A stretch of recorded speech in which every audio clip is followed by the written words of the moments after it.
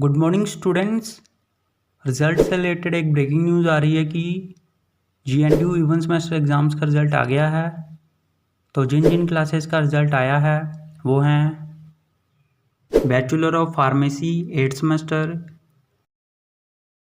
MSc environmental science 4th semester, MCA 5 year integrated programme 2nd सेमेस्टर, master of technology urban planning 2nd semester.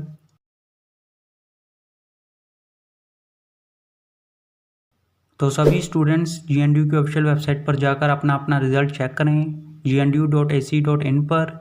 All the best सभी students को। उम्मीद है कि आप सबका रिज़ल्ट बहुत ही अच्छा आया होगा और सभी स्टूडेंट्स पास होंगे। तो जैसे ही किसी और क्लास का या फिर किसी सेमेस्टर का रिज़ल्ट आता है तो हम आपको बता देंगे। तब तक इस वीडियो को लाइक कर दो, शेयर कर दो, चैनल सब्सक्राइब कर दो और बेल आइकन ज़रूर प्रेस कर देना। Thank you.